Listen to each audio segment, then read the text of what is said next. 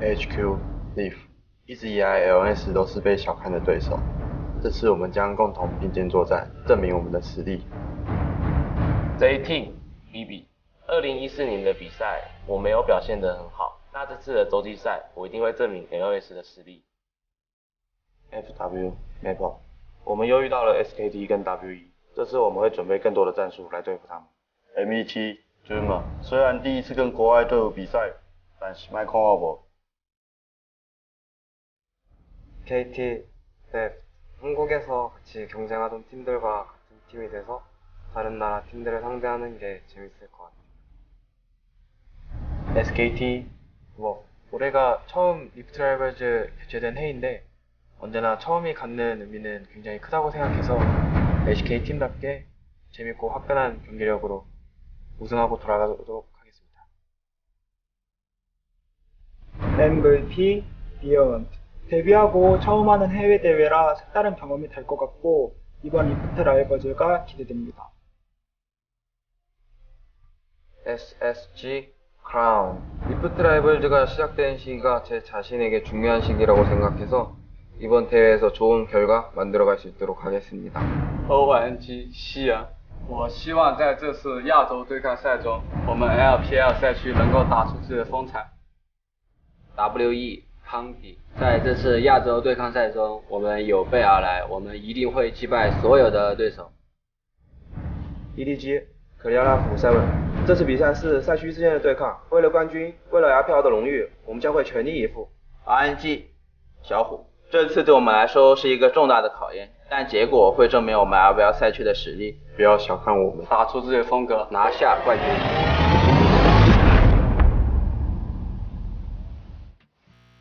Pride and bragging rights. You heard it from the players. It's on Rift Rivals 2017. Hello, I am Froskurin, Indiana Black. Of course, joining me on the analyst desk is going to be a wonderful collection of crew here. We have Zach Rusty Pie on the very end, Richard Pulse Cam as an analyst representing today, and of course, seated next to him, our LMS expert, Barento Raz Mohammed.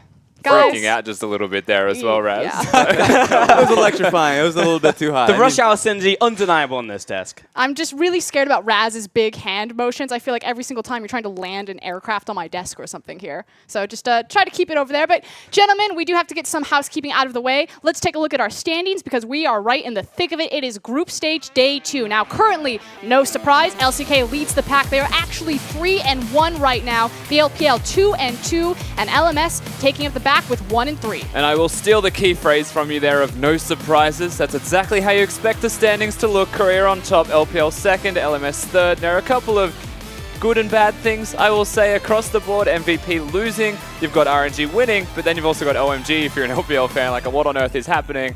And then an upset for LMS as well. Yeah, even though, you know, that's the result, the ends do not justify the means. Machi is the one that took the victory. And so you would have expected maybe the other teams like J-Team or Flash Wolves to be the one coming up. But no, it looks like the team leading the charge for the LMS is Machi Esports with their upset going up against OMG. Definitely an upset, the Cinderella story. That said, we will take a look at that as this is definitely a heartbreaker for me. But Pulse, I'm sure the LMS squad's feeling real high. All right, look, Frosk, you know, for the Cinderella story, they definitely have acknowledged that there is a shoe. They haven't got their foot in the shoe yet. Like they've gotten the first win, and that's fantastic for them. But today is the real test to see if they can cement that 2-0. That being said, taking the win here against OMG was certainly a significant feat. It seemed like they just had their number, and OMG could not combat them. I know we were talking about the individual talents as well. Raz, particular Taizan, really stepping up in this series. Exactly. He picked up the Rex side because there was a ban going towards the Ivern. And he's like, okay, I guess I'm going to be the one carrying this time around.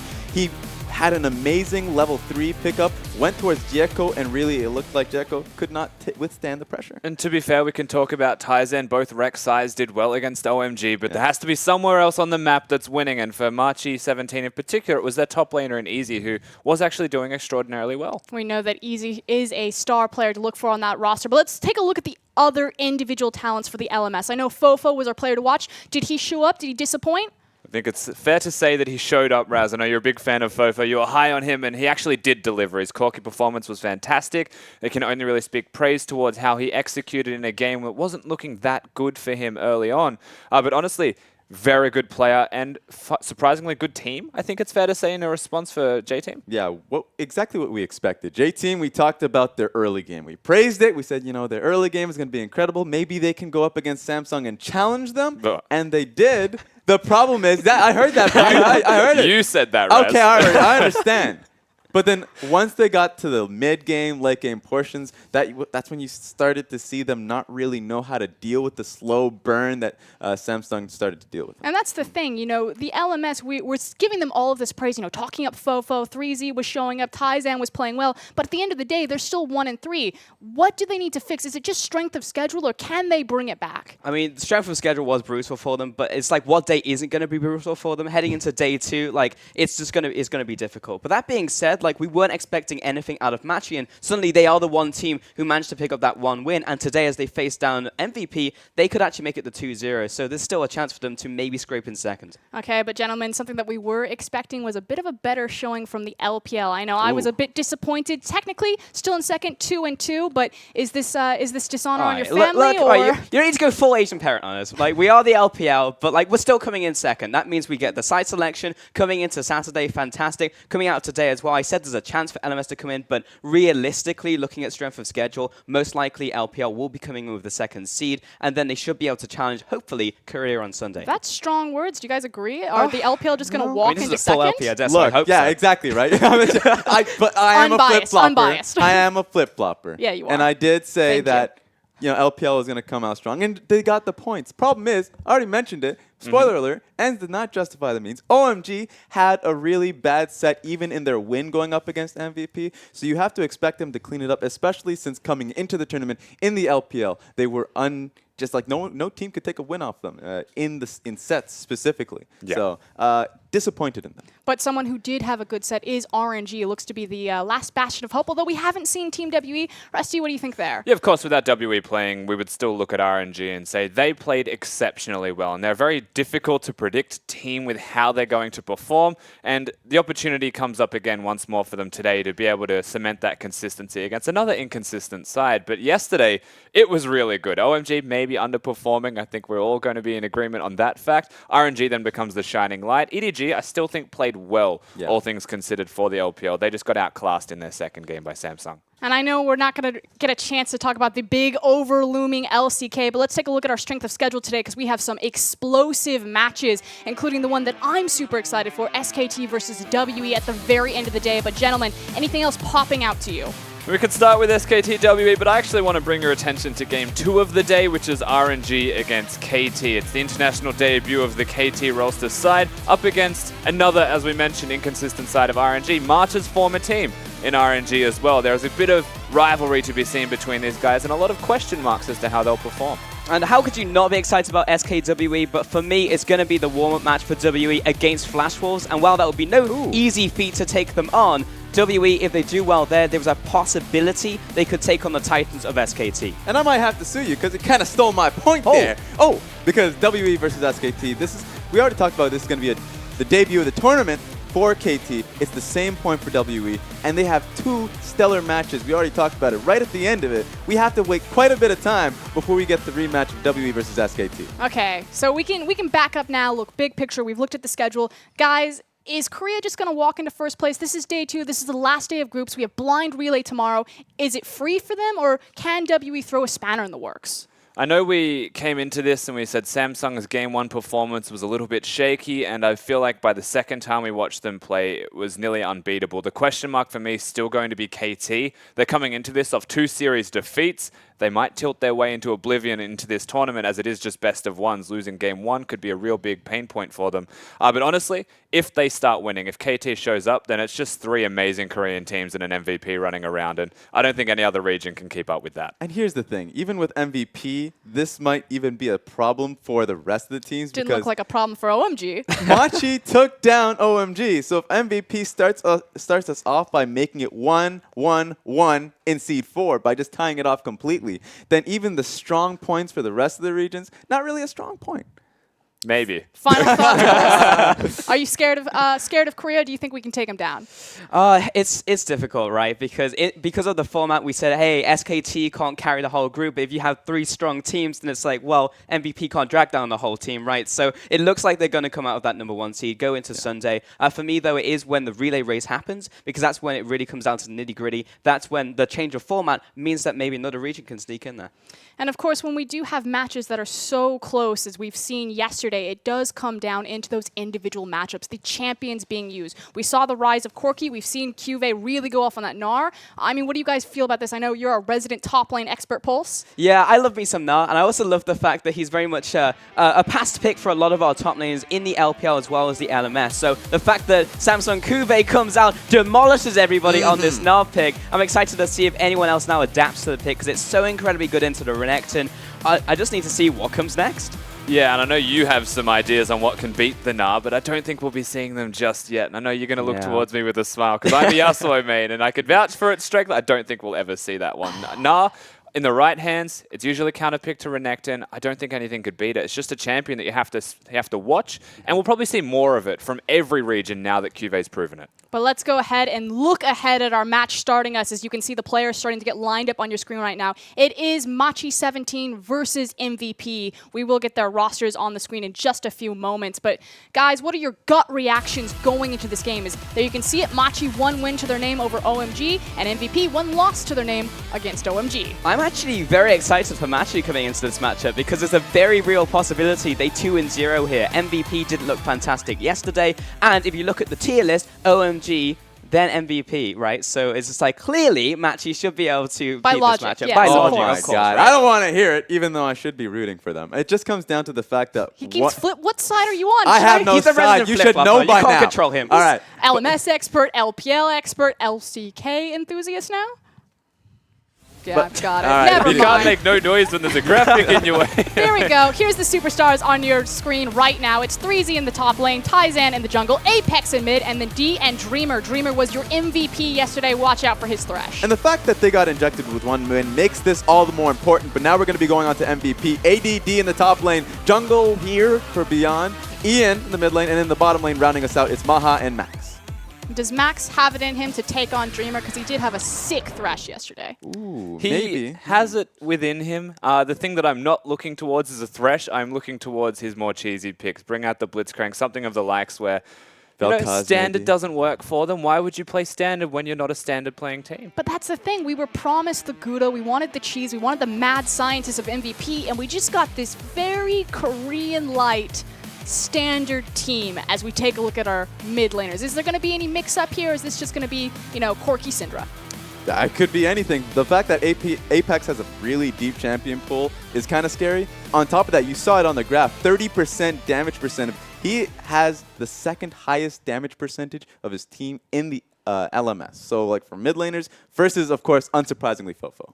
So that's just like, okay, a little bit unfortunate. I feel like that's a bit of a weighted stat, though, when you're going into, Ian, he's got an uphill battle. He's got a Crown, Pawn, Faker all sitting in his region, whereas you have Maple and Fofo. That's maybe why, the door in there. That's why you have to prove yourself internationally. You may be the best of LMS, but this is why in this tournament, coming out and having such a great showing, especially in day 1, coming into day 2, if you can double down, then suddenly people have to take these stats and say, you know what? I respect the man. And I think Apex deserves that respect. And going up against MVP is a chance to do just that. He definitely showed up on the Corki. Guys, what does a Machi or an MVP victory look like to you guys? Is this looking towards the mid laners in Apex and Ian, or are you looking elsewhere on the map? For MVP, you said it yourself, like they feel like Korea light right now. And back in spring, they were never really that team. They were the mad scientists. They brought new stuff out. I feel like in this situation, you're in a moral dilemma. You go up against Machi here, and it's like, do we just try and outclass them with a stronger region? Surely we should be able to do this. Or you say, just screw it. Didn't work out yesterday. Let's go back to our roots, what worked for us, and just try and get a win. Let's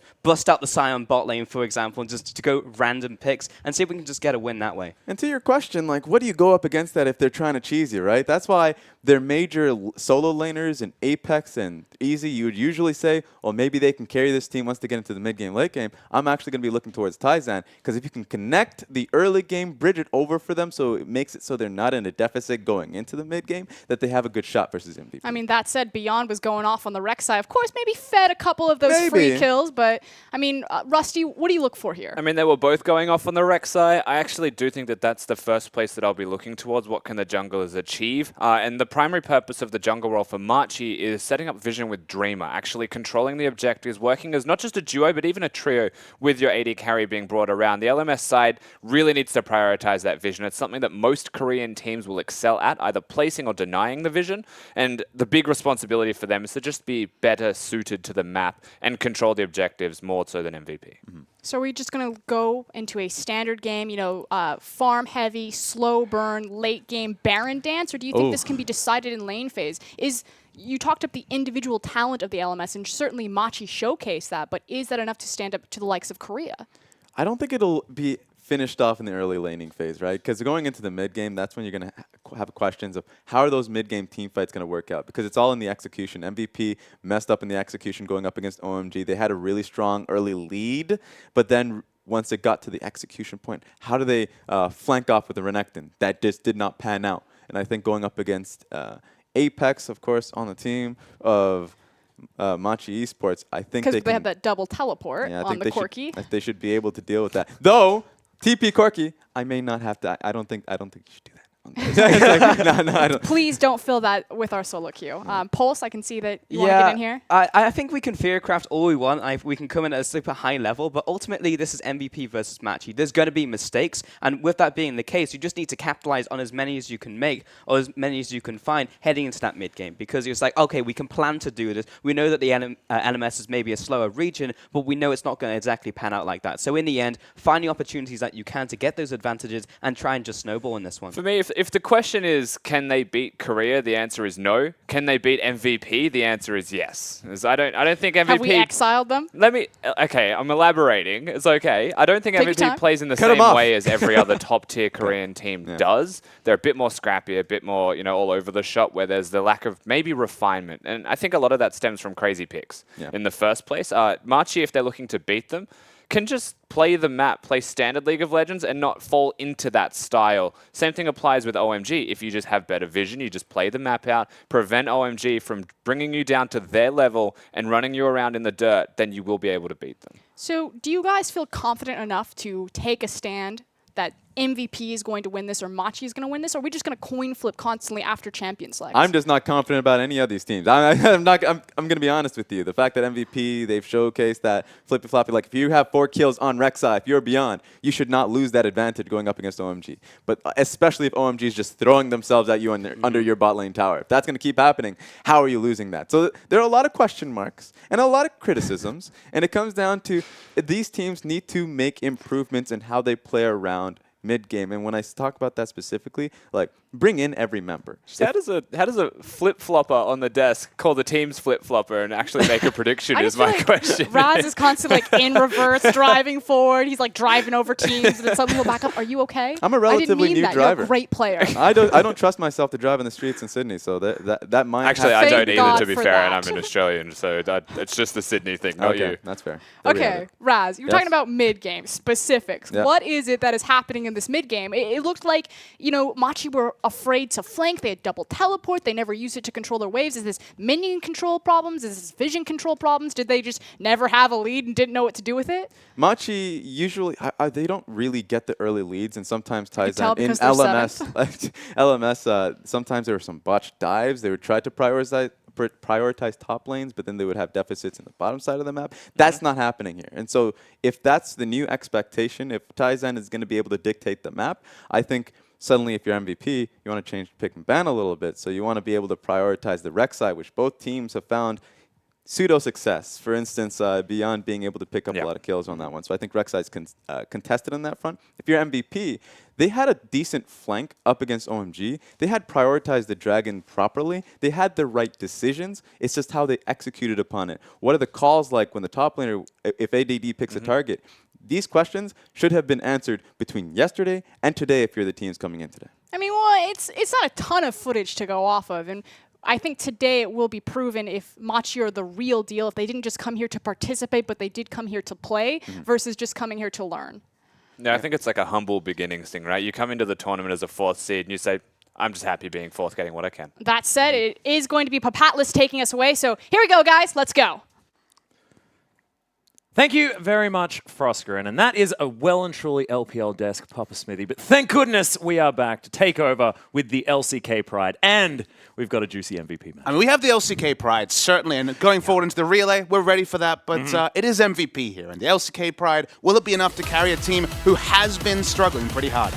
They most certainly have. And look, it wasn't the exciting MVP. In spring, they were finding creative ways to win. In summer, they were finding creative ways to lose, Papa Smithy. And that wasn't even a creative way to lose yesterday against OMG. Yeah, the creativity certainly has been a staple of MVP previously. Now the question is, can they find something new? They tried super standard. That was their approach in their first series. Not enough to get over OMG, although they did have some high points in the early game. The bans have already started, and already quite a lot of targeting specifically towards Ian on the side of the LMS. Yeah, the Syndra is going to be taken away from Ian. Second time we've seen that ban against him. The Galio are going to follow up on the blue side, which is interesting, as there's another Kog'Maw ban and that Zac being taken away from MVP. So far, the only completely banned champions, there's been 3 that have been banned in all 6 games, are Caitlyn, Galio, and Zac. Galio and Zac, Caitlyn joins the list. So far, the meta has stayed the same, and I love the final ban from MVP. This leaves picks open,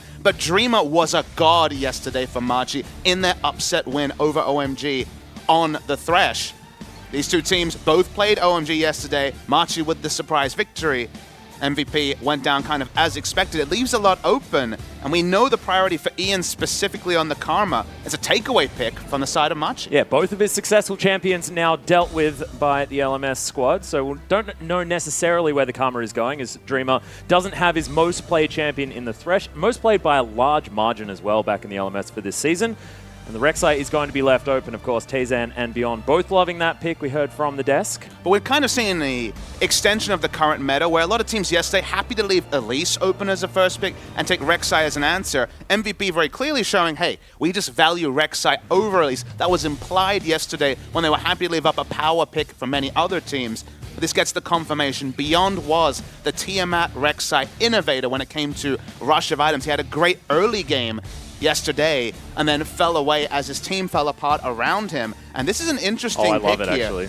Seeing Maha as a takeaway Kalista pick, D was one of the question marks. The dip in performance from D between seasons. The bot lane was a source of strength for Machi in spring, fell away in summer. D looked confident, and the very single target Phantom Dancer edition of the Kalista.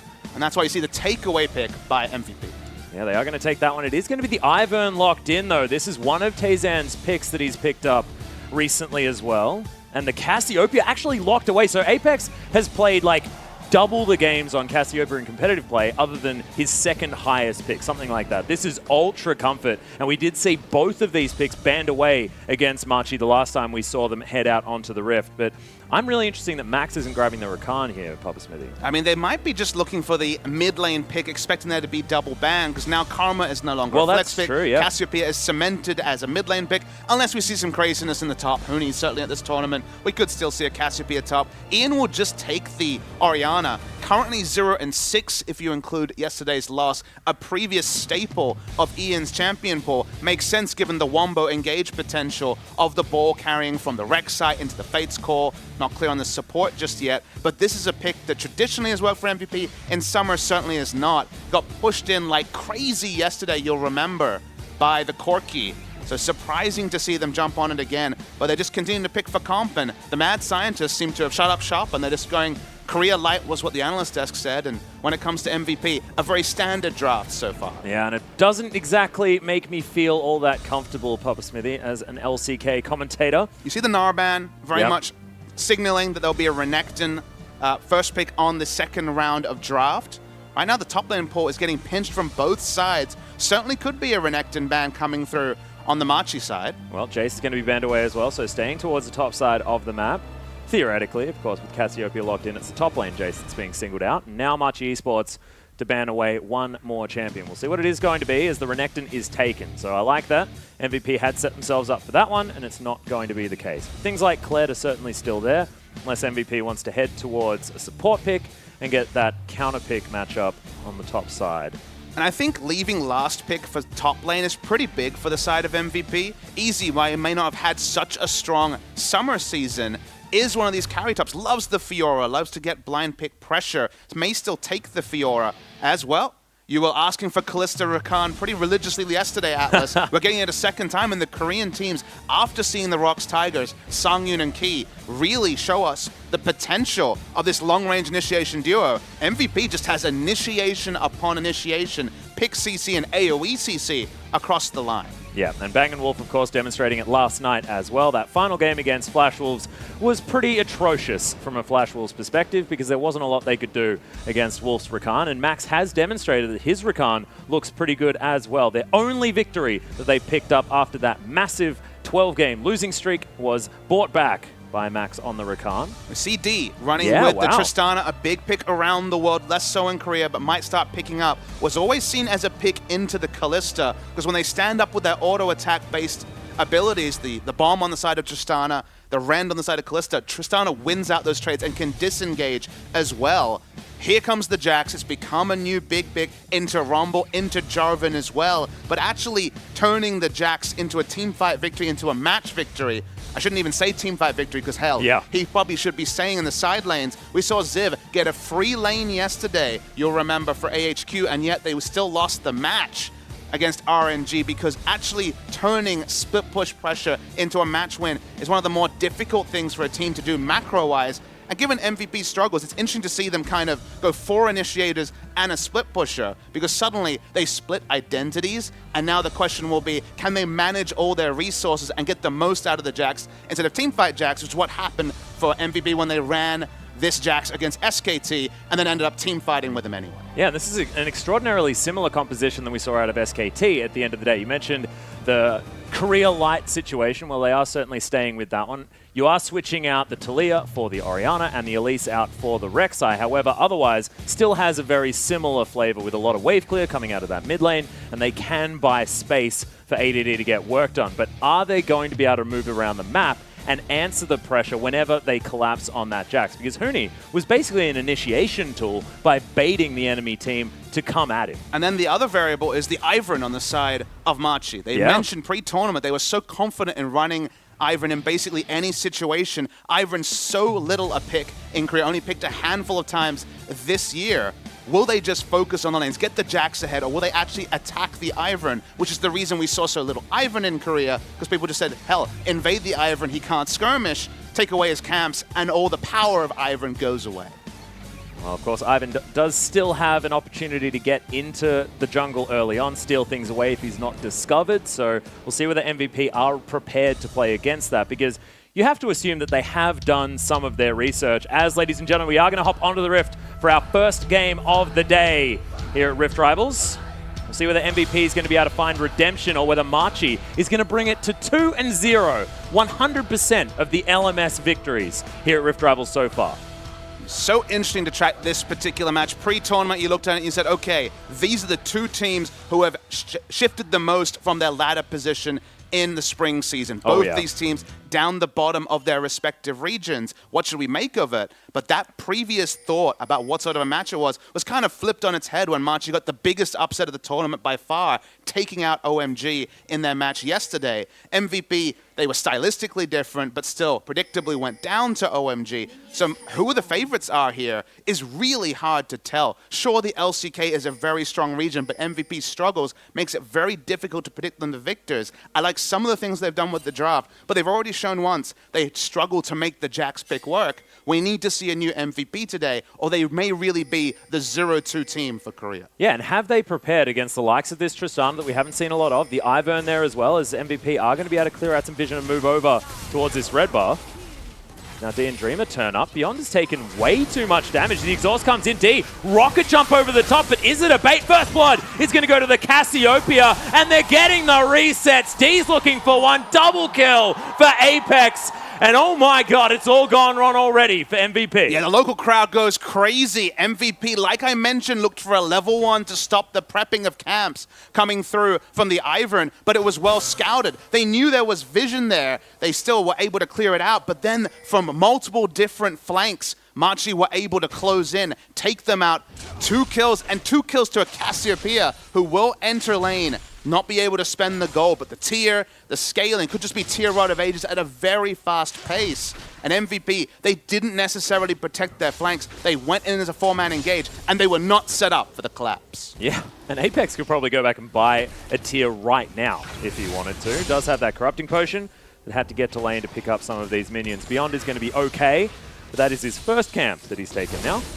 And consider that Machi had to use basically no summoners. Only the exhaust was used on the side of Machi, whereas Maha used double summoner.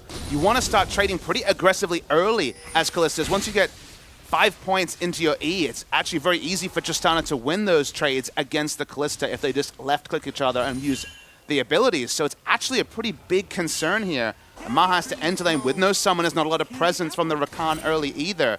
Problems upon problems stacking up for MVP. Yeah, and that is the tier picked up as well as the Dark Seal for Apex. So Ian's life just got extraordinarily difficult there in the mid lane. Thankfully, you don't get a lot of battle stats from that tier, but you will be able to stack that one up. And the extra mana that you have as a Cassiopeia means that you're going to get Twin Fanged all the goddamn time. It's quite frustrating to deal with if you are Ian. And it does mean that the wave clear that Orianna should have against the Cassiopeia is going to be nullified. Yeah, the best phase of the laning is pre-9, before you can kind of AFK clear as the Orianna with QW, with your command attack into the dissonance.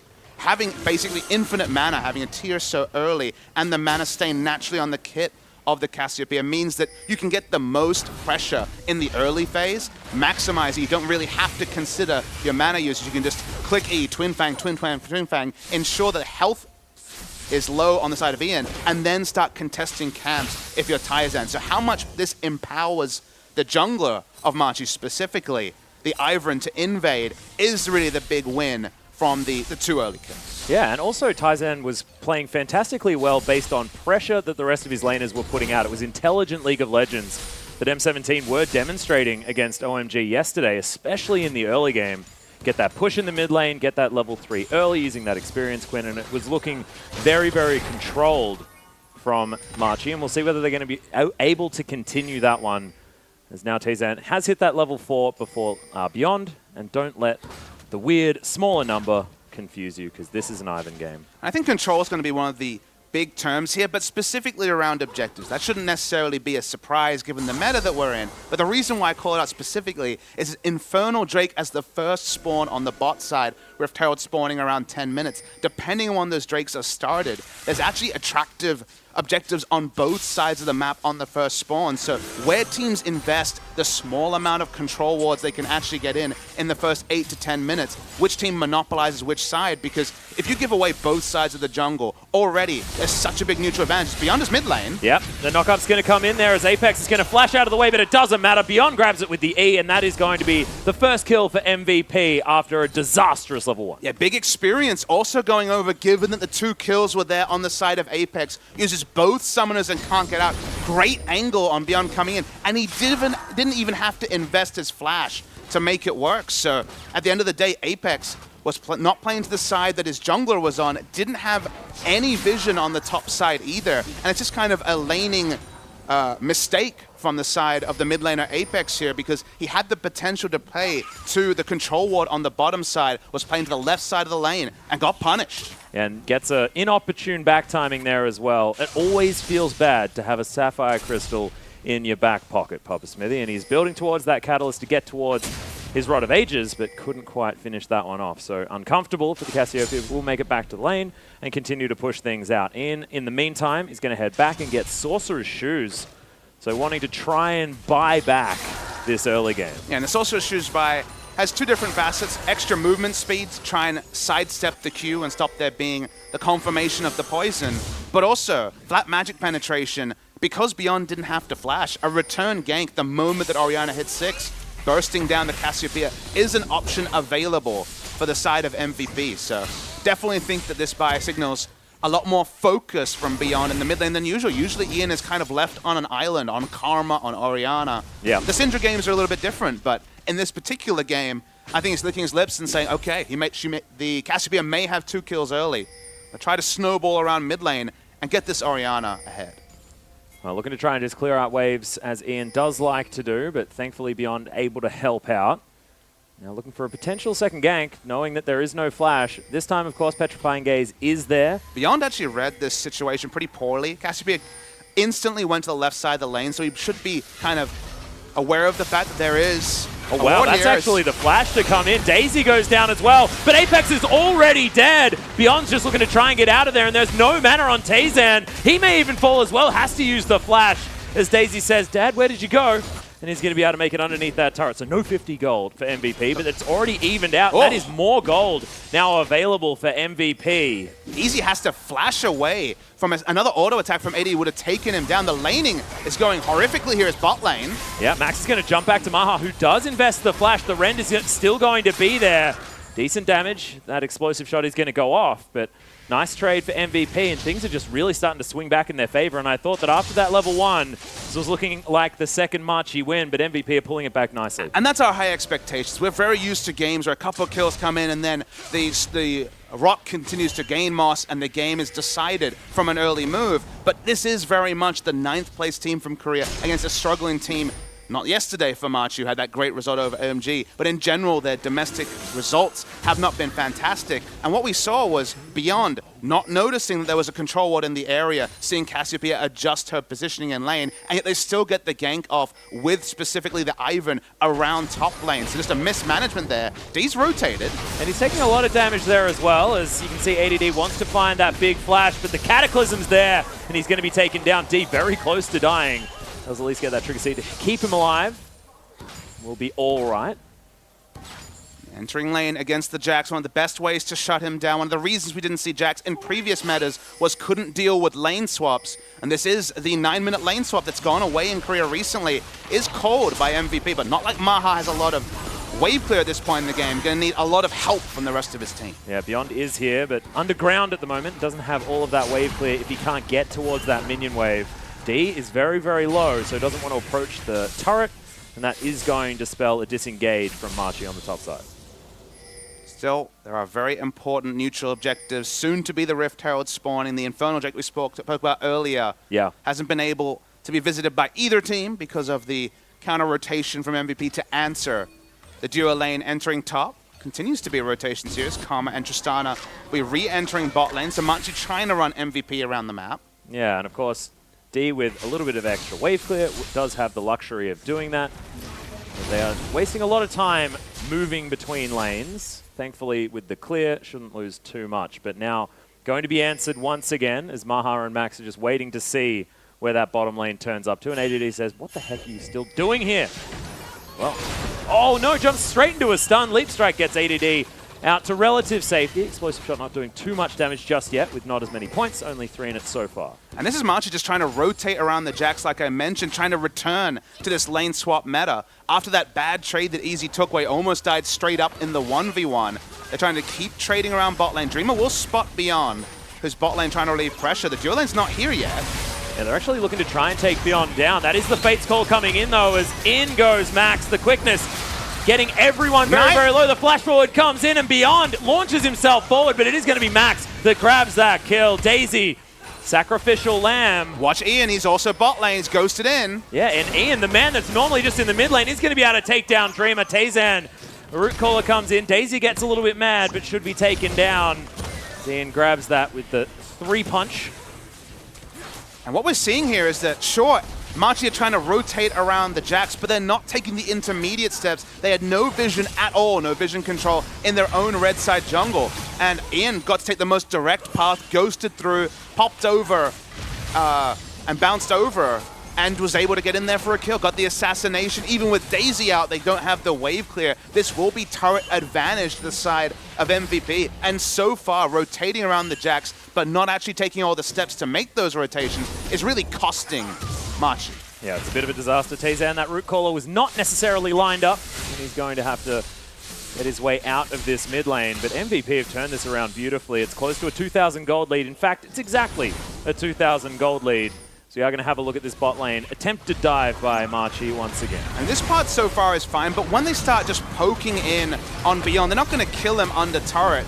This is the part you start moving a little bit earlier, and then you realize, crap, we actually have no idea of where Orianna is. She's off the map for a long time, has a blast cone in just the perfect position. Just assassinate Dreamer on the back end, no longer on the Thresh, not able to save with anything other than AoE speed up. They get the maximum in the bot lane. Ian just casually able to take down the turret here in the mid lane, getting it this low. And remember, we started the game with a damn 2-0 Cassiopeia. Yeah. It's much more than MVP could ever have expected. Well, still 12.5 minutes into the game. Apex does have his Rod of Ages completed. I'm sort of searching, doing that thing, Papa Smithy, where I'm a play-by-play, and I'm like, what are the positives? It's difficult here for Machi, but they do have that Rod of Ages done. At least Tazan does have his redemption as well, so he's picked that one up. The very supportive jungle of himself. As now Max presses as many buttons as he can on his way towards the top side. And where does MVP go next? Because we've seen MVP with leads like this before. Cast your mind back, Papa Smithy. I try not to, Atlas. To moments of MVP glory here in the summer split, where they do get these leads. Even against teams like SKT, they look absolutely brilliant at this part of the game. And they are very creative in their ways of losing after this. And we saw it just as recently as yesterday, having a 4-0 Rek'Sai and then making a bad call around overforcing a Drake. So far, haven't needed to walk up to a Drake. Here's the bot lane. Yeah, Beyond is actually going to launch his way in. Easy is down here, and MVP just decide to stave off the gank and not try anything funny. They're happy to use the Shockwave because at minimum it took out creeps, and we can see on our screens that Maha and Max are taking a turret in the top lane, so trading up in terms of objectives, or at least equalizing them, given that eventually Tristana will get that turret on bot side. Just going for a different build here. It will be the Blade of the Ruin King rush that was a previous build on Tristana, not the flat AD that we've been seeing in other regions. Right here, it's certainly going to be something that helps with specifically Beyond and Jax to some degree, trying to get out of the way of the Grandmaster at Arms, but not necessarily going to be the Infinity. Won't necessarily rip through members, like some of the other builds might. Yeah, and of course won't do as much damage to the structures either, so changing things up. Of course, Tristana works as a pseudo Caitlyn, like the poor man's Caitlyn, to just wander around the map and take turrets, which is what it looked like Machi were trying to do. So what this item build does do is if they're in the same lane, if it's just Tristana versus Kalista, if they both have lifesteal, Tristana wins 100% of the time with the ability to counter slow with a Blade of the Ruin King, to have lifesteal, and also has the knockback on the ultimate. There's no world where you lose the 1v1. Kalista also builds for teamfights largely. Outside of yesterday, we expect the Blade of the Ruin King into the Hurricane to be the item build of choice from Maha. So there could definitely be punishment here in the 1v1 if that's how the lane assignments go. We can see MVP getting Machi out of their jungle. Will be the blue buff going over to Ian there as well. And it's looking like control across the board for MVP at this stage of the game. And also looks like MVP have looked at yesterday and said, well, that was disappointing. We should have been able to win that game. It was messy. And it's not necessarily how close that game was or anything like that. It's not like OMG rolled over them in any regard. But as a Korean team, Koreans known for finesse on Summoner's Rift, and MVP were the fourth place team in spring. They did look good in spring. They were fun to watch. They were the team that could. And now they're the team that just flat out can't. And they need to try and get some form of respect from these other teams here. I'm a fan of the Thomas the Tank Engine analogy with MVP, right? They were very much the little team that tried to build up, and certainly did finish fourth against all expectation in a league buoyed by all the big stars from China, the overseas Koreans returning to Korea to beef up the LCK. But then, let's talk about Machi, who, of course, must have been celebrating after their huge, unexpected victory over OMG yesterday. They come into this game, and what's been kind of the most stark difference for me is that their vision control has been almost entirely absent. They finally put their first control ward on the map just to the left of the dregs of the mid lane turret. They haven't been playing around vision. They've been rotating as 2-3-man, Karma, Tristana, and also the Ivan, trying to pick up turrets. But because they haven't been warding as they move, where they can go after they've lost skirmishes, after there's a gold lead to the enemy, is pretty minimal. And they're kind of barreling down mid lane, as that feels like one of the few safe places where they can enter, because right now the vision doesn't allow them to enter either the top or the bot side of the map very safely. Well, ADD is going to get trapped here. He's going to use the flash, gets himself out of the way of the tether, but it's not going to save this turret as MVP are looking to try and collapse. Grand Challenge does come in. Daisy's trying to get the last couple of taps on this turret, but isn't going to be able to just yet. Oh my goodness. That was close. We get a hover on that turret health. That'd be fun. But I'm going to go with not much as the aggregate answer.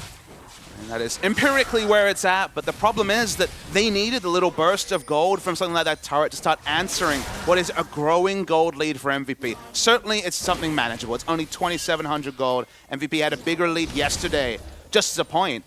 But suddenly MVP, they keep pushing up. They do have coverage wherever they go. Beyond is actually going to replace the Gromp with a Rift Herald. That's an interesting decision. How would Gromp feel about that? That's her home. His home. He's probably just going to say, oh, do I still have a job? It's like, you know how the machine comes in and it looks like it can do your job better than you? Like, what if you were the scribe at an office or something like that and, oh no, they bought a printer? Because, I mean, Rift Herald's much better than a Gromp as far as doing damage.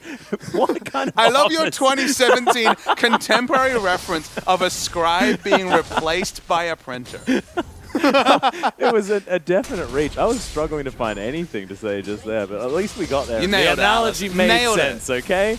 The classic Atlas analogy. Okay, ADD going to start splitting on the bottom side of the map, though, as I do my very best to dig myself out of that ridiculous analogy. Notice he doesn't have vision, so he's going to start walking up, puts down a ward, spots easy right in his face, so that gives him all the confirmation he needs. Still, thrift shopping is ADD, no Trinity Force, no Titanic Hydra just yet. Pretty much the same level of power as his opponent, Easy. But when it comes to the map, we mentioned the Lane Kingdom approach of just throwing everything in the mid lane and trying to take turrets with Ivern, Tristana, and the Karma. The Rift Herald, that went to MVP. The Drakes, they'll go to MVP. Finally, they put some vision around the red side jungle just to give them a little bit of advanced information of where MVP is at, but almost feels like that information is a little bit early given that Baron doesn't spawn for another minute and 7 seconds, and it doesn't really give them anything. There's nothing they can actually take with the vision they put down around the 18-minute mark. Yeah, and they're like a team that said, oh, we don't have enough vision, so let's get all of the vision everywhere with no real idea about what it's doing. I mean, yes, the Baron's going to be spawning in another 50 seconds, something like that, and if this was against the LPL, you'd be like, well, that means 50 seconds, someone's going to be going for a Baron. However, MVP probably not going to be going for that one, and there's no Dragon because that was just taken by Beyond. Like, where is the thing that they're warding for to try and make these wards mean something? And what we're trying to say is, okay, we saw a lot of 20-minute Barons yesterday. Putting down vision around Baron is still smart, but actually the deep vision they got probably wasn't necessary. Just a vision just over the entrance to their blue buff is probably enough to let them know if Baron has been started. The advanced vision is not something they can really translate into advantages. So you're right, it's because vision is on this finite economy. It's no longer Season 4. Armada can't put down 800 pink wards everywhere and get advantages. So in this new meta, you need to move around your vision. So sure, certainly security around Baron against a Kalista team, not a trivial objective, but getting smart vision rather than just the most vision is what you have to do. And for now, Machi with a comp like this where it's about rotational play and playing through the Ivern, haven't been able to do that. Well, Counter-Strike's going to go off. Easy, taking a bit of damage. And that empowered shot just does a lot of damage at this stage. We've got, oh no, all of the bits of a Trinity Force. Feels so bad, ADD. Disaster. This is where you take a trade and then instantly teleport back with your full Trinity Force and kill them. Yeah, exactly. Yeah. They're like, I know exactly how much damage to do. Boom. Yeah. Much it's more like, damage. hang on a second, this isn't even my final form. It's like an episode of Dragon Ball Z on Summoner's Rift. You do need to then ask Easy to say, well, no, stop hitting me for a sec so I can charge my Spirit Bomb, but... You know, it's worth noting that I did really mess up a Dragon Ball Z reference, given that I've never watched Dragon Ball Z. So oh no, what please, did you do? I had the power levels, and oh no, I did screw it up. So if Achilles is watching this somewhere, he's judging me right now. We were just recently talking about the new Dragon Ball Z game as well. I mean, to be fair, we had a movie podcast on one of our LCK days about contemporary release Saving Private Ryan. Yes. What will we talk about next, Gone with the Wind? Well, thankfully, like after that conversation, you actually watched Saving Private Ryan. It was great. It was very, you were very there. good. I was. Seth I was watching it for like the 7th time. Yes. Man, we were shaming him in real life. We don't need to do it on broadcast. Oh, dear. Well, I mean, one of the reasons why we're just playing around here is that Machi, they've lost a lot of steam. This comp from ahead is so oppressive. Everyone has played against an Ivern that gets a couple of kills on the enemy jungler, that takes away all the camps, that just keeps moving vision forward. And Tristana, one of the big reasons she's in the meta is, you know, the ability to just destroy turrets by looking at them. Right now, walking towards a turret in any lane other than mid outer was the easiest. Seems like a big risk given how many different flanks MVP can come from. And even if Jax teleports in, may not be a great team fighter, is a setup for the Shockwave with an AoE stun of his own.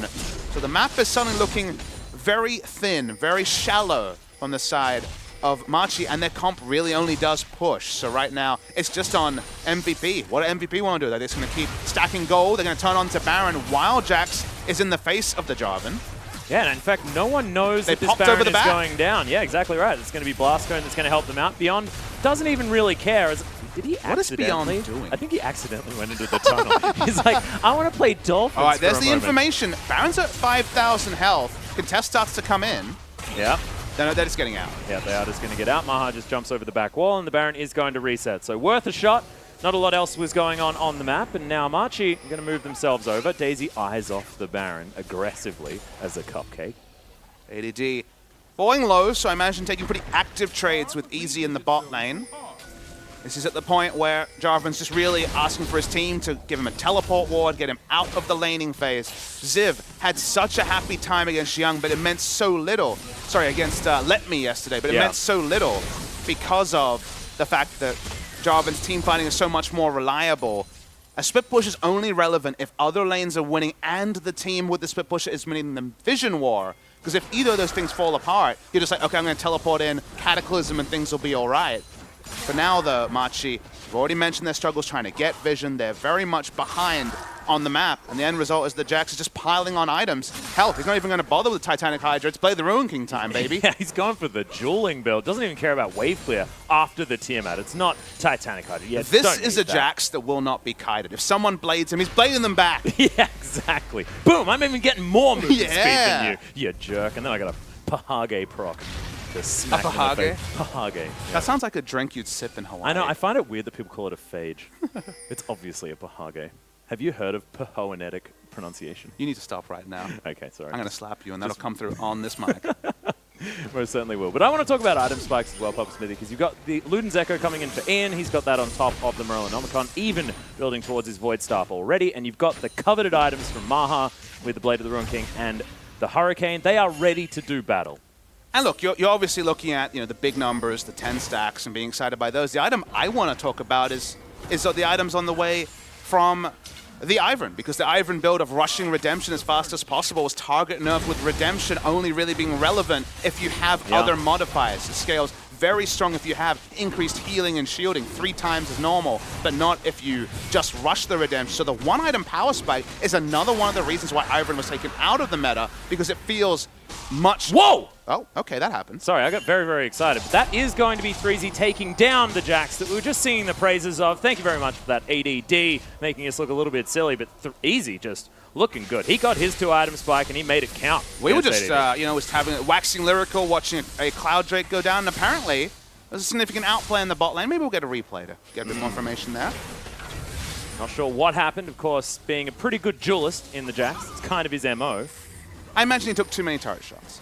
Hope so. He didn't die under the turret. He didn't flash either. Interesting. Maybe, feels MVP, man. Yeah. It feels way too MVP, man. And what people need to understand is the teleport play isn't always the biggest. All right, they were full health. Oh, no, he thought he DC'd. No, that wasn't the case. Cataclysm comes in and he was trapped. Unfortunate. I mentioned the turret shot. He was battling both 3Z and the turret the entirety of his health bar. That was a very Marin-esque play. That was super Viewers Marin. at home have watched Marin play this season. He is attracted to turret shots. But he takes them not even in a 1v1. He takes them because he wants to take them. Like, he leads a minion wave as if the minion wave didn't know where to go. Like, that's what he does. So ADD, that was a low light. His deep teleport also cost them around 17 minutes against OMG as well in their previous game. Can still rinse and repeat. Still will win a much more standard 1v1. The turret was the MVP in that particular case. Should be getting kill gold realistically. Yeah.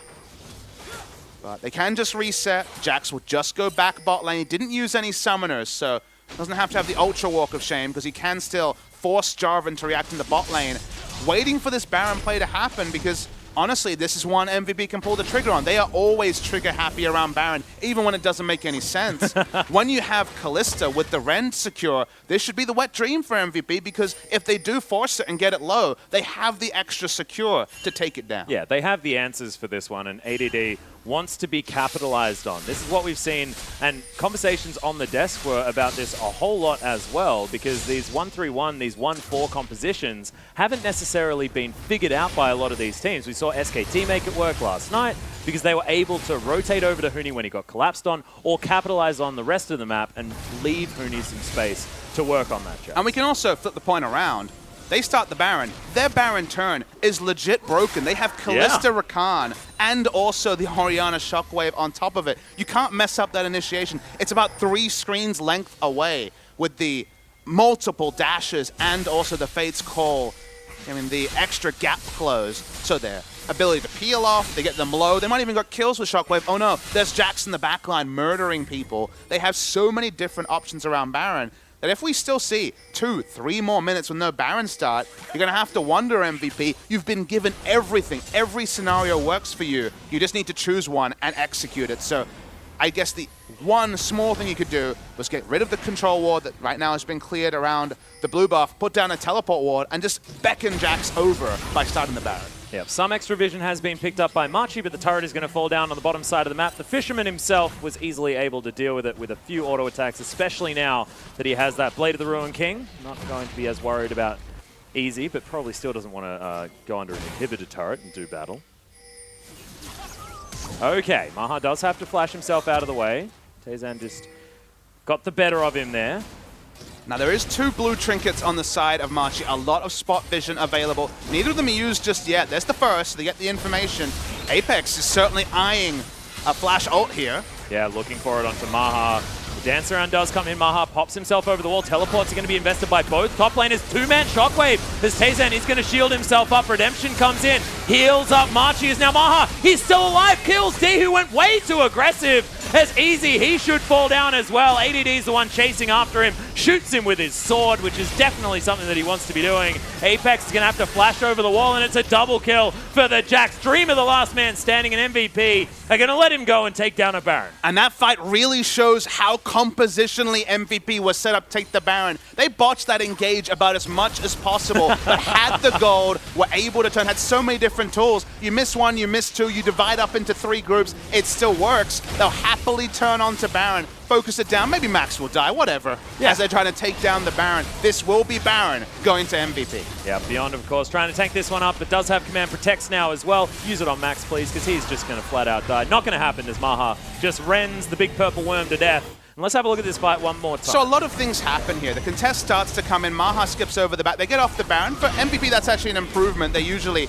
overforce it. Big DPS down, but Maha's actually left to be assassinated. D gets free damage on him. No one dies with him, so D, the rocket jump was too deep. I like what he was doing earlier. Could have argued that Maha would have been out of the fight anyway. ADD able to go to the top side, and Machi, for the majority of this, were grouped as 3, as 4, trying to play around each other.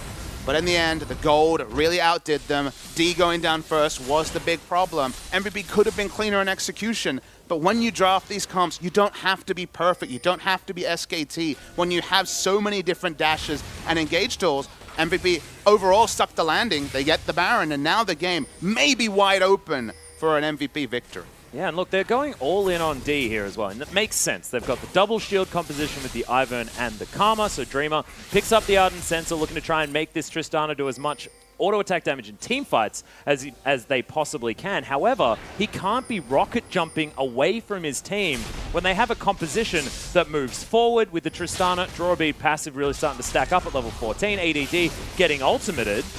As now Apex looking to try and take him down. Freezy may just fall, but doesn't actually get the stun. Isn't a problem as the knockup is going to be there. And can MVP actually capitalize as there was 2 versus 1 up on the top side? Looks like no, as Ian's going to continue pushing there in the mid lane. Yeah, Rakan, Kalista, and the Rek'Sai are not going to do a lot of work in the bot lane, but the mid lane turret is indefensible. So overall, do get an objective, and ADD didn't burn any summoners for that. Oh no, Daisy, don't face check that. Daisy's dead. Yeah. She'll be back soon, though. Dead cupcake. Yeah, best deft impression. No, that was me. I also take your point about Tristana in terms of the itemization. I feel like if you're going to go protect the Tristana, why go Blade Phantom Dancer and then also for the Lord Dominic's regard? I think you have to go max damage, Infinity Edge, and a double Zeal item, whichever ones you're feeling, because he's kind of gone for a duelist Tristana, and then they're playing a teamfight game because, of course, you have, as you mentioned, Ivern Karma, you're going for very much a 5v5.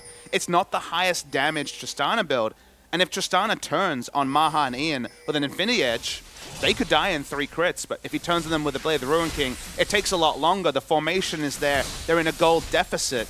I think you have to go greedy if you start to fall behind.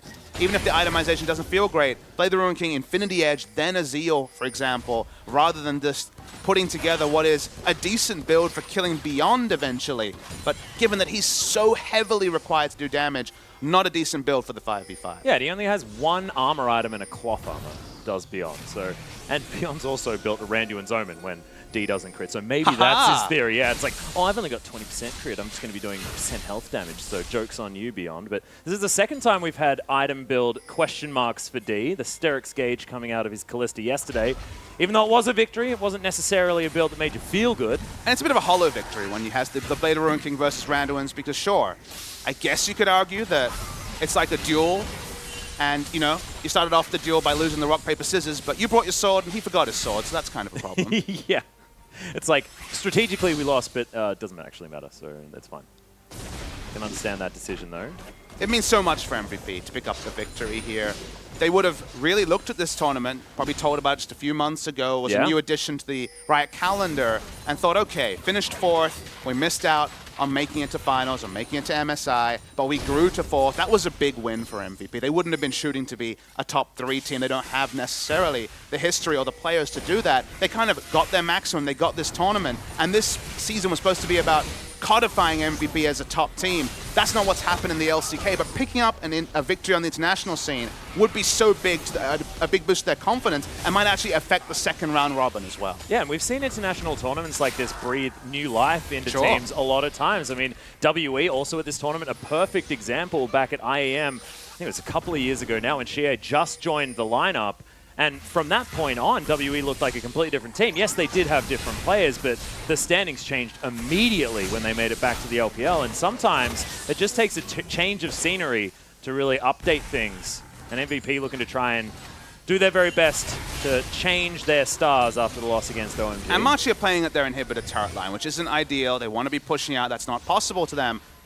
Kind of their quandary right now is the only way they can potentially win a fight involves Jarvan initiating as the foremost person, and yet Jarvan is being occupied completely by Jax in the bot lane, just slowly losing minions and turret HP to the Jax. So that if they keep ADD in the bot lane and as a 4-man go top, go mid, it feels like Machi have no way to initiate. A flash ult from Cassiopeia, easy to be turned around from, and other than that, they're very heavily reliant on Jarvan being there, and Jarvan's the only person to answer the Jax. So right now, it just feels like MVP keep inching forward, keep amassing a CS lead, waiting for a second Baron.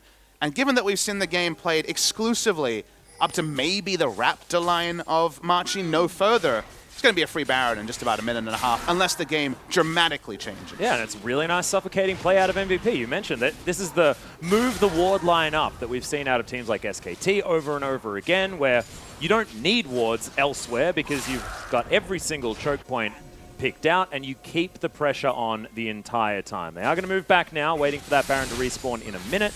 Grab some extra items. That's 4 on Ian, who's looking terrifying, as well as close to that Mercurial Scimitar done. And wow, okay, yeah, ADD is just going to get a Spirit Visage from a couple of bits that he had in his inventory. Yeah, very, very high damage Jax build. You don't normally see the 3 damage items, kind of creeping the same style from Cuvée and his full damage Gnar builds. Yeah. Just the Spirit Visage to try and shake away the first round of damage coming through from the Cassiopeia. So an Initiation Jax build can both duel and be a ball carrier with this build. So even more headaches for the side of Machi.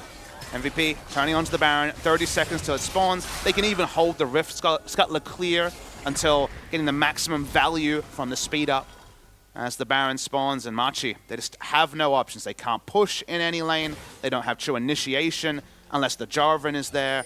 A Jarvan teleport over and teamfight doesn't go 4-for-1 or better. They might just lose the game to a split pusher as well. Yep. Onus Suffocation is was so the right far. word. Yeah. Onus is so far on Machi, but feels like now any decision they make is going to be the wrong one.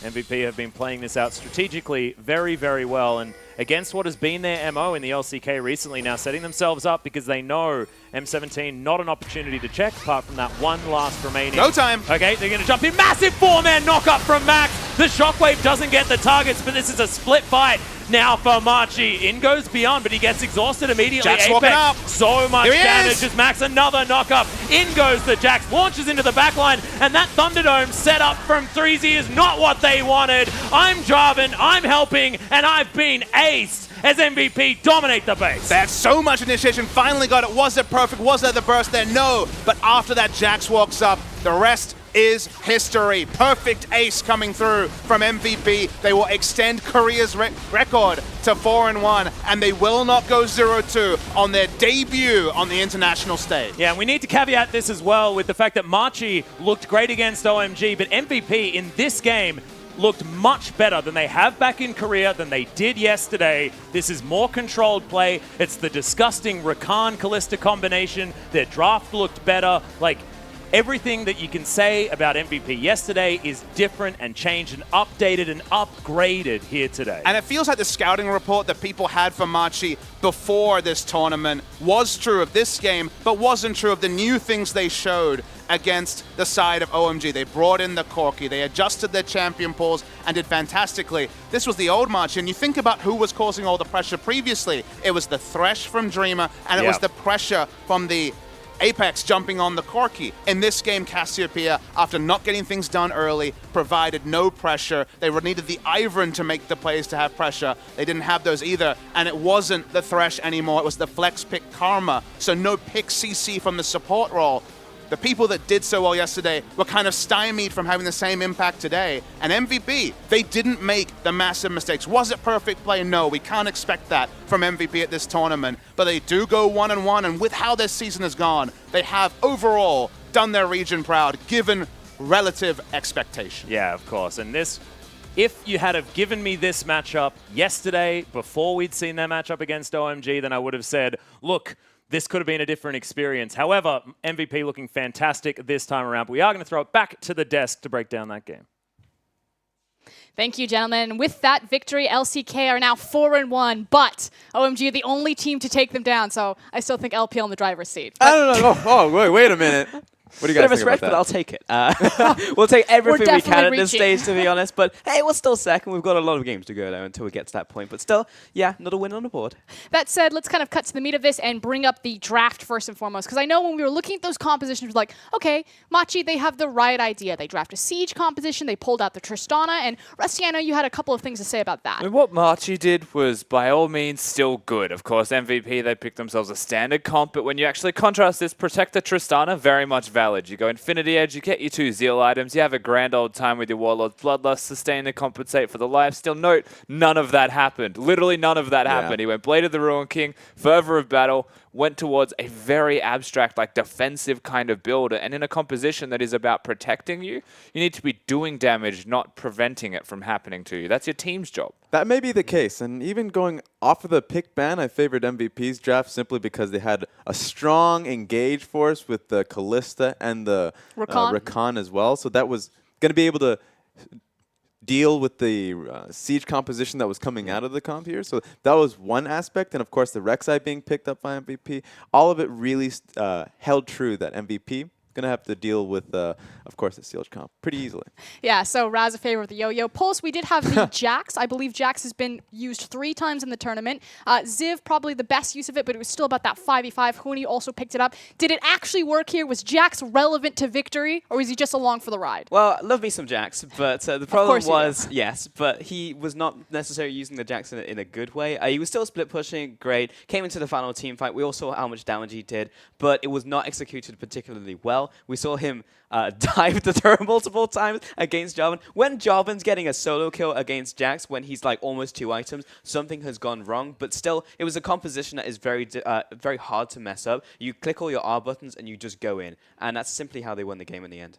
Okay, that said, let's actually break into the game this time around. Now, we do have a replay for you guys, because the first blood, we have to talk about it. You have 2 losing lanes, effectively, out of Machi's composition. But when you're given a first blood like this, or excuse me, 2 kills for Cassiopeia, suddenly that becomes even. But then MVP, they answer, and they start taking down people individually in every single lane. Yeah, in this instance, of course, Apex goes in. He doesn't even blow the flash from Rek'Sai to be able to deal with it. And wasn't playing towards the side of his jungler. And this was a funny point that Jax was dominating the top lane matchup. This was just after Rek'Sai visits the mid lane and gets a second kill for himself. And so I was just wondering, what is happening here on the side of Machi Esports, that they're falling so far behind?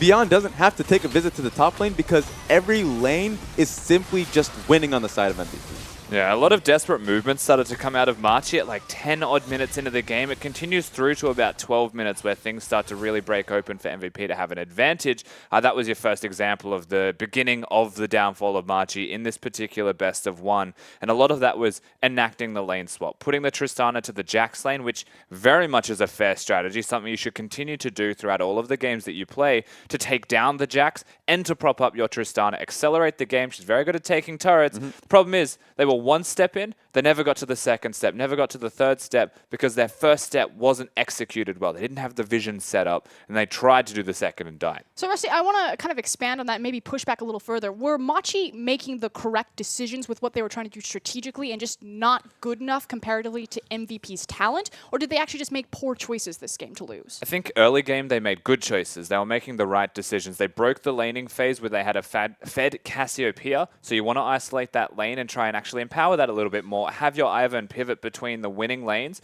which is where your Tristana and your support are against the Jax, and where your Cassiopeia is mid to actually just have a strong half of the map. Use that to win that whole half of the map. Could have timed with the Rift Herald spawning. Like, everything was right from them. It's just that when they went to do it, when they went to execute, they weren't successful.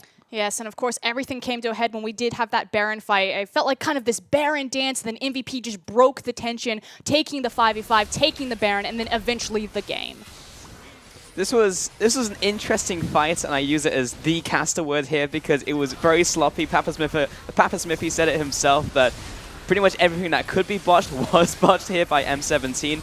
And right here, it's like, all right, we've actually got a couple of people in a bunch, and maybe we can nuke down Beyond, but they simply just do no damage. And because Rek'Sai Ultimate right now, you could buy so much time, M17 were like, well, I guess we'll just go full Scooby-Doo, split up, search for clues, we all died. And it was just the Baron fight that decided the game. We knew from there on out, it was essentially going to be the MVP slow roundup of the rest of the game. Yeah, there, Raz. Slow worked well. Like that's the proper word for it because that's what they've been playing towards. It seemed like a slow game. They bought their 5 control wards, and that's why it was just a proper advantage for MVP once they started up the Baron, and that's why Orianna was able to get a proper shockwave just to start us off. So that was a great setup from MVP to make the Baron fight really tilted in their favor. So the million-dollar question, if Tristana had gone the Warlords, if she had gone the Infinity Edge, at that moment there, is that a different team fight and a different game? Was this just Trist having that defensive build where they didn't have the follow-up damage?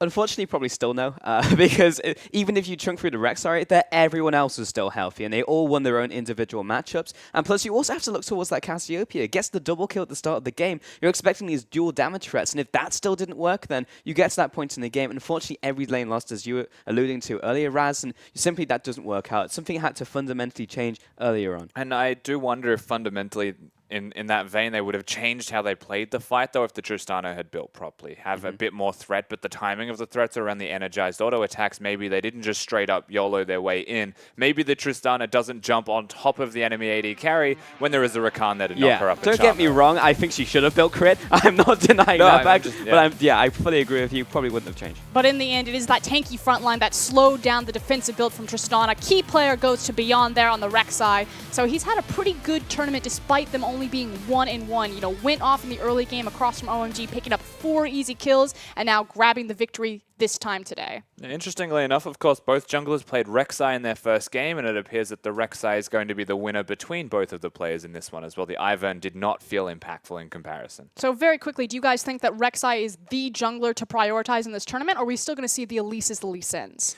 Rek'Sai is strong into Elise, so I think that from answering your question, you can't just early pick the Elise anymore. I think that Rek'Sai is looking to be the stronger jungler, so it's going to change up the meta a little bit of what do you want to actually pick into the Rek'Sai. Is it going to be the Gragas? You still have a rough early on. So for now, I think if you have your hands onto the Rek'Sai, that's a good idea. I mean, it feels regional to me. You know, the Korean sides are very much on the Rek side. They're always picking it, and it's also red side as a champion of choice. And of course, I'm going to let you guys finish, but we are going to toss to an interview. Wendy, take it away.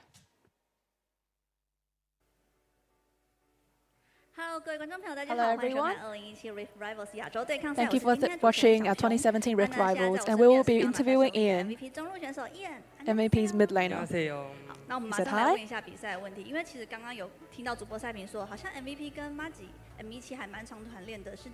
So we did hear that MVP and Machi trains together. So we're now telling him that.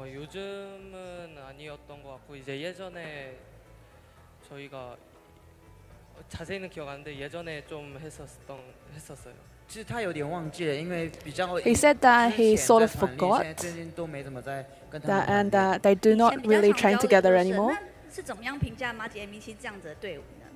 So we're asking how would he comment on Machi as a team? 아직 한 판밖에 경기로는 안 했고 지금으로 봤을 때는 좀 뱀픽 쪽을 잘한다고 생각하는 것 해요. So he said that they've only versed each other once, so he cannot really formulate a comment. We asked him, has he watched OMG's match? And we're asking how does he feel when he watched it? 좀 저희가 OMG한테 졌는데 이제 그 팀을 이겼으니까 좀 많이 긴장됐는데 좀 잘한 것 같고 여전히 그 경기도 잘하신 것 같아요. 因为昨天 Machi 打赢 OMG， 所以他们觉得他们打赢 Machi， 所以他们觉得很开心。So he is very happy because yesterday Machi won against OMG and now they won against M17. So he's very happy. 那当下有没有乱掉他们的节奏？ 초반에 킬을 좀 따이셨는데 그때 So the question was, did you 일단은 최대한 stop the 잡았고 momentum? 제 라이너가 2킬을 먹었잖아요.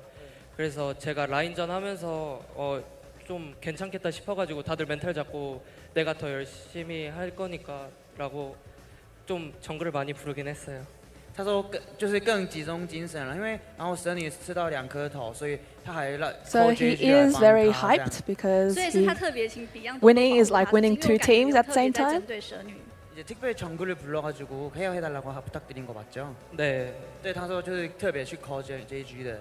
那想问一下，因为后来，因为前期其实算有点逆风，可是后来他们地图控制 So at first they did sort of like a losing game, but how did you change the game's tide? 네. 다시 이기게 됐는데 어떻게 해서 이게 성공한 건지. 일단은 정글러가 미드갱을 성공해서 이제 제 쪽 주도권을 잡고 다른 라인도 알아서 다 잘해주니까 자연스럽게 시야를 먹게 된 것 같아요. 因为一开始 JG 有 gank 到中路，然后他拿到兵线的主导权，然后 So at first the jungler didn't make a successful gank, and that's how he started the advantage and started stonewalling. So let us congratulate MVP for having the success, first win. Cool, thank you so much, Wendy. That said, M17 and MVP has been wrapped up, but do not go anywhere because KT Rolster will make their debut right after this. Over the top, but is it a bait? First blood is going to go to the Cassiopeia, and they're getting the resets. D's looking for one, double kill. ADD's one chasing after him, shoots him with his sword, which is definitely something that he wants to be doing. Apex is going to have to flash over the wall, and it's a double kill. Oh, one last remaining. Go time. Okay, they're going to jump in. Massive 4-man knock-up from Max. The Shockwave doesn't get the targets, but this is a split fight. Now for Machi, in goes Beyond, but he gets exhausted immediately. Jack's walking up. So much damage as Max, another knock-up. In goes the Jack, launches into the backline, and that Thunderdome set up from 3Z is not what they wanted. I'm Jarvan, I'm helping. They will extend Korea's record to 4-1, and they will not go 0-2 on their debut on the international stage.